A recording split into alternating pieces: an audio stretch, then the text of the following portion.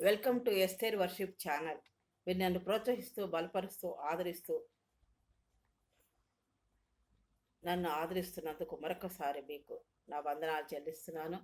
దేవుడు ఈ అవకాశం ఇచ్చి లెంట్ డేస్లో అవకాశం ఇచ్చి మీతో మరొక వీడియో ద్వారా కలుసుకోవడానికి దేవుడు ఇచ్చిన ఆయుష్ను బట్టి, ఆరోగ్యాన్ని బట్టి, జీవమును బట్టి, ఊపిరిని బట్టి ఆయనకి కృతజ్ఞతాస్తులు చెల్లిస్తున్నాను. మరొకసారి మీ అందరికీ నా వందనాలు. లెంట్ డేస్లో మోషే యొక్క ఉపవాస దినాలు గురించి మనం ధ్యానిద్దాం. 9-10 అధ్యాయులు చూసుకుంటే మోషే గురించి, ఉపవాస దినాల గురించి ఎన్ని రోజులు చేశాడు ఏమిటనేది మనకి తెలుస్తుంది. మొదటిగా కొంత ఇంట్రొడక్షన్లో చూసుకుంటే ఒక వచనం చూసుకుందాం.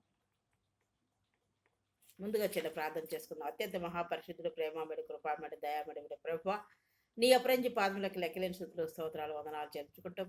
ఈ సాయంకాల సమయంలో మీ పాసలను సాగిపడినాయన. నీ వాక్యాన్ని వివరించడానికి నాకు జ్ఞానం సరిపోదు. నీ ఆత్మ నడిపింపు దయచేసి మాతో మాట్లాడి మమ్మల్ని బలపరిచి ఇంకనూ మేము ముందుకు సాగే కృపాన్ని గురించి మీరే సహాయం చేసి మహింపదమని యేసు నామములో ప్రార్థించి అడుగుతున్నాం తండ్రి, ఆమేన్.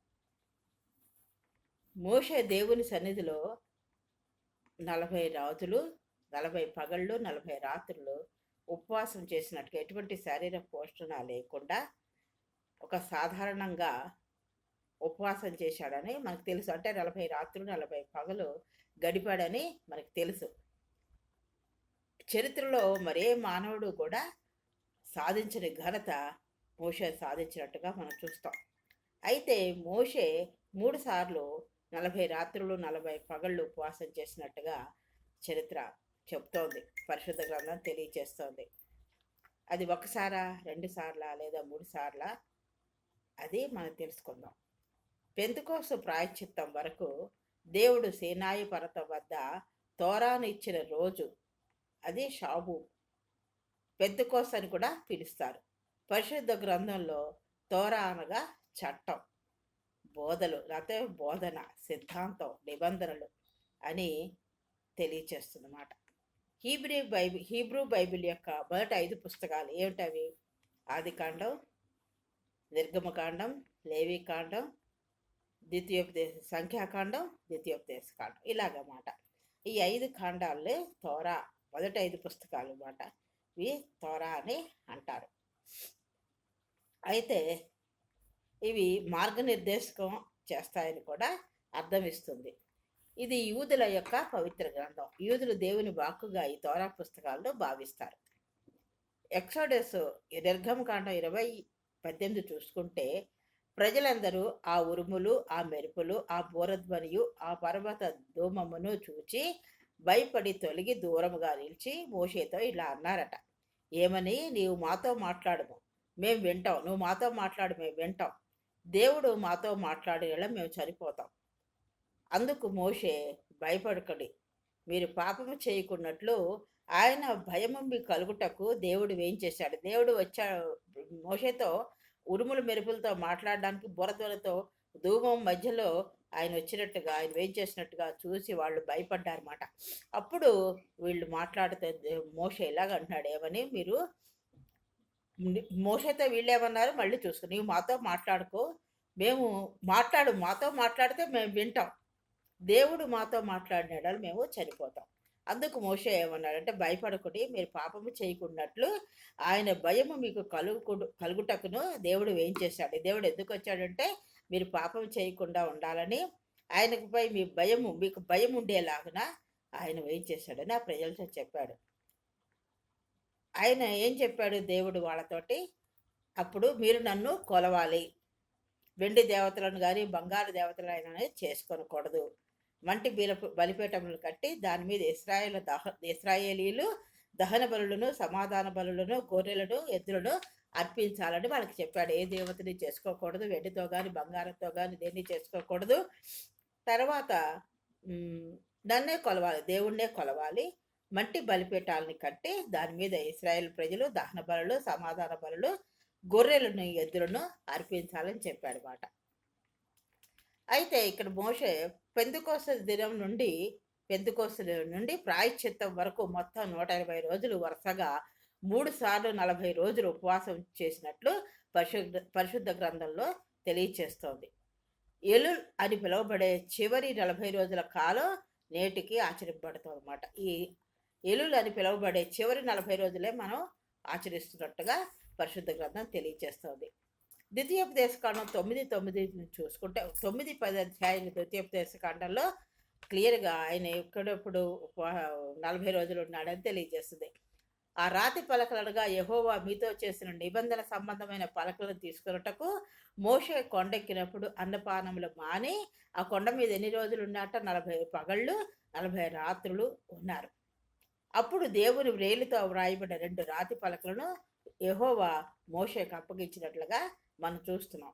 మోషే చెప్తున్నాడు అన్నమాట, యెహోవా నాకు అప్పగించాడని.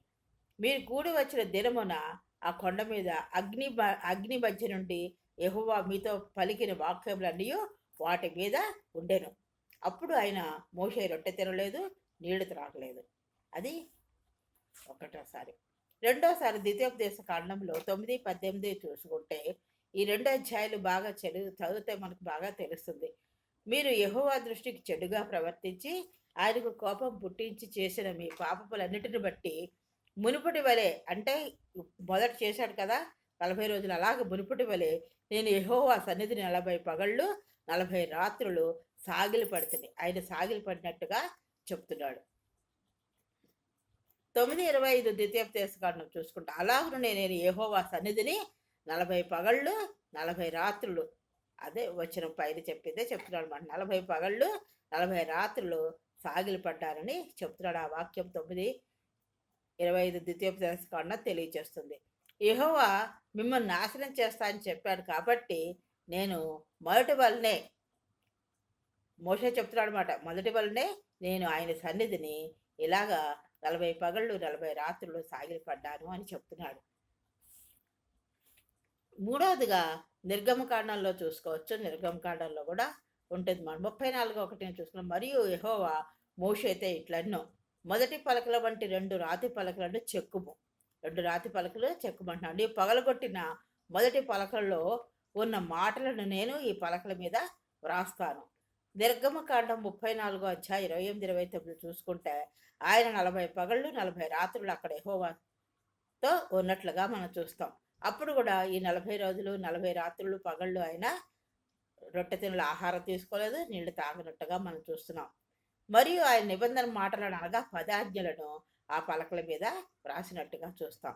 మోషే సీనాయి పర్వతం నుండి దిగి వచ్చినప్పుడు మోషే 2 సాక్ష్య పలకలను తన చేతిలో పట్టుకొని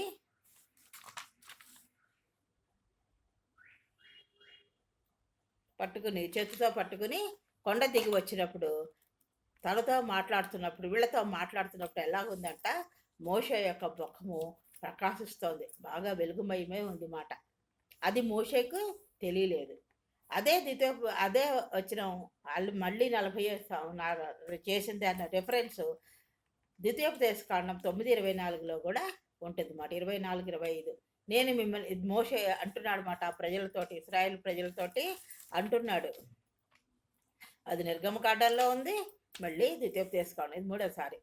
9:24-25 చూసుకుంటే నేను మిమ్మల్ని ఎరిగిన దినము మొదలుకొని మీరు యెహోవా మీద తిరుగుబాటు చేయుచున్నారు.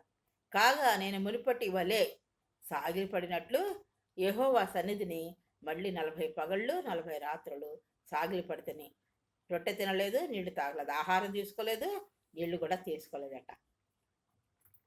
ఈయన చెప్తున్నాడు. ద్వితీయోపదేశకాండం 10:10 చూసుకుంటే నేను మునుపటి వలె 40 పగళ్ళు 40 రాత్రులు కొండ మీద ఉండగా యెహోవా కాలము నా మనవి ఆలకించిన. అప్పుడు ఇదే వచనం ద్వితీయోపదేశకాండంలో 9:24-29 అధ్యాయం 2 చదివితే బాగా అర్థమవుతుంది. 10 అధ్యాయం కూడా చూసుకుంటే 10వ వచనంలో అంటున్నాడు అనమాట, నేను మునుపటి వలె 40 పగళ్ళు 40 రాత్రులు కొండ మీద ఉండగా యెహోవా కాలమున ఆయన మనవి ఆలకించాట. ఆయన చేసిన ప్రార్థన మనవి ఆయన ఆలకించాడు. ఆలకించి మిమ్మను నశింప చేయకుండా మానివేశాడు.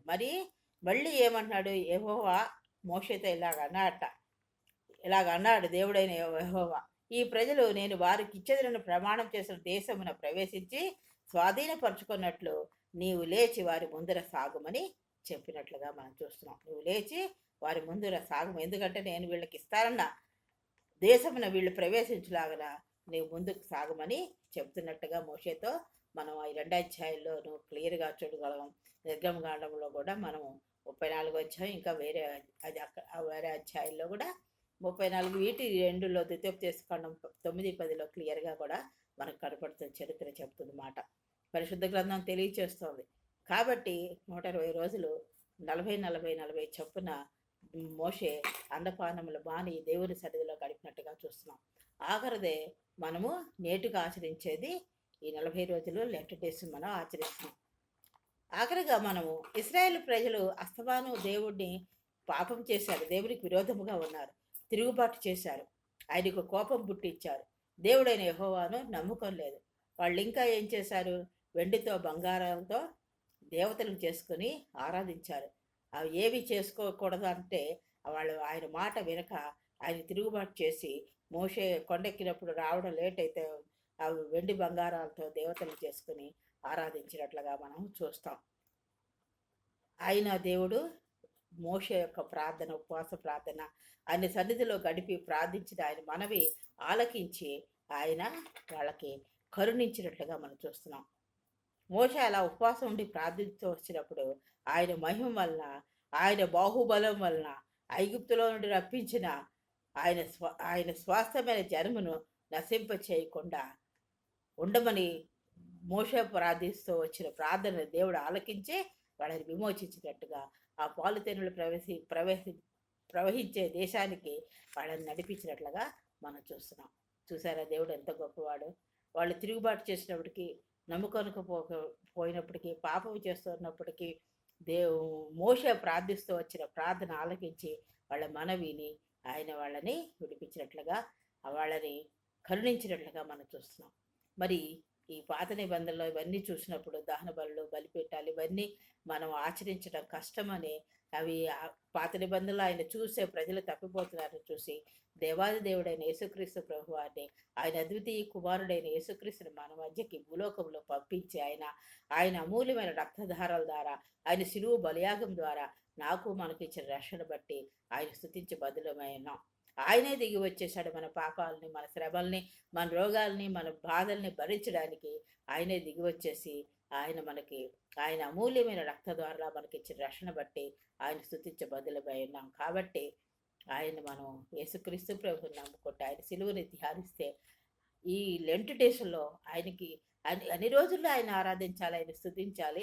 ఆయన లెంట్ డేస్లో ఉపవాసం ఉండి ప్రార్థించినప్పుడు నువ్వే శ్రమ ఉన్నావో, నీకే కోరికుందో, నీవేది విశ్వసిస్తున్నావో, ఏది జరగాలనుకుంటున్నావో అది ఖచ్చితంగా దేవుడు దయచేస్తాడని నువ్వు నమ్ము నా సోదరి, నా ప్రియ కుమారుడా, నా ప్రియ సోదరి. నువ్వు నమ్మి ఆచరించినట్లయితే, విశ్వసించినట్లయితే దేవుడు నీ పట్ల గొప్ప కార్యములు చేస్తాడు. దేవుడి వాక్యములు దీవించరు గాక దేవుడి వాక్యం దీవించరు గాక. చిన్న ప్రార్థన చేసుకుందాం. అత్యంత మహాపరిశుద్ధుడు, ప్రేమామేడు, కృపామేడు, ఆయన దయామేడుమైన ప్రభువా, నీ అపరాజ్య పాదములకు లెక్కలేని స్థుతులు, స్తోత్రాలు, వదనాలు చెల్లించుకుంటూ మరొకసారి నీ పాద సన్నిధానికి వచ్చినానైనా. మోషే ఉపవాస దినం మా ముందుంచావు ప్రభువా.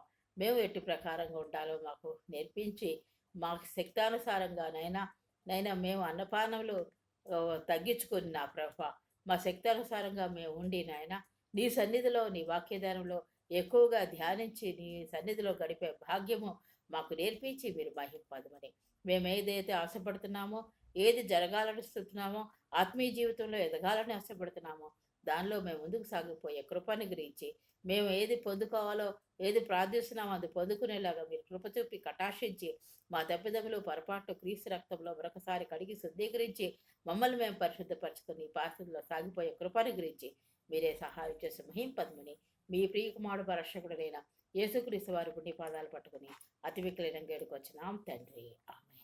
దేవుడు మిమ్మల్ని అందరినీ దీవించుగాక. దేవుడు మరొకసారి మిమ్మల్ని అందరినీ దీవించలాగా నేను నా కుటుంబం ప్రార్థన చేస్తున్నాను. నా గురించి, మా కుటుంబం గురించి మీరు ప్రార్థన చేయాలని కోరుతూ, మిమ్మల్ని అందరినీ దేవుడు ఆశీర్వదించాలని కోరుతూ నేను ఈ వాక్యాన్ని ముగిస్తున్నాను. దేవుడు మిమ్మల్ని దీవించుగాక. ఆమేన్.